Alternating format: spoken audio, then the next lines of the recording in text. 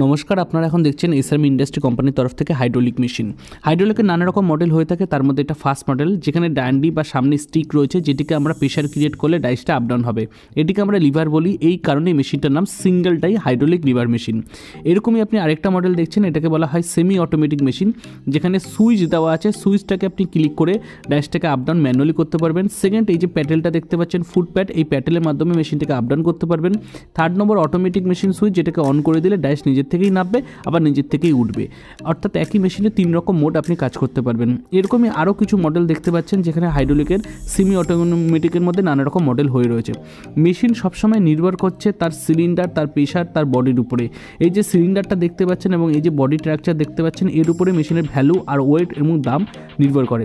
এটি হচ্ছে হাইড্রোলিকের একসাথে 3টে ডাই লাগাতে পারবেন।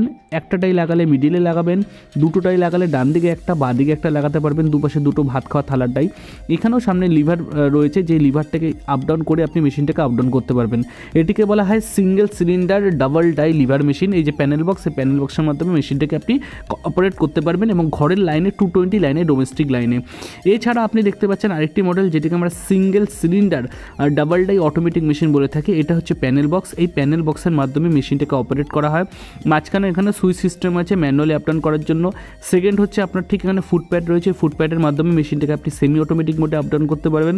থার্ড নম্বর হচ্ছে অটোমেটিক সুইচ, যেটাকে অন করে দিলে, অফ করে দিলে আপনি অটোমেটিক মোডেও মেশিনটাকে আপ ডাউন করতে পারবেন। একটা ডাই লাগাবেন মিডিলে, 2টো ডাই লাগালে ডান দিকে একটা, বাঁ দিকে একটা, আর 3টে ডাই লাগালে 3টেই লাগাতে পারবেন। কিন্তু মনে রাখবেন বাটি বা ডোনা ছাড়া 3টে ডাই পসিবল না।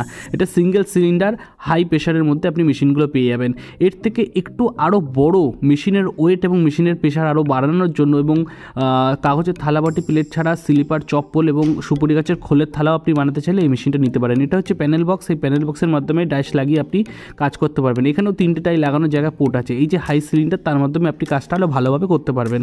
এছাড়া দেখতে পাচ্ছেন এটা ডবল সিলিন্ডার ডবল ডাই, যেখানে আপনার একই মেশিনে 2টো সিলিন্ডার, একটা নাবলে একটা উঠবে, আবার এটা নাবলে এই পাশেরটা উঠবে। অর্থাৎ একসাথে 2টো ডাই আপনি আপ ডাউন করতে পারবেন। এটা প্যানেল বক্স। এই প্যানেল বক্সটাকে সাইডে লাগানো হবে, তার মাধ্যমে মেশিনটিকে অপারেট হবে। সেম ঘরের কারেন্ট 220 কারেন্ট।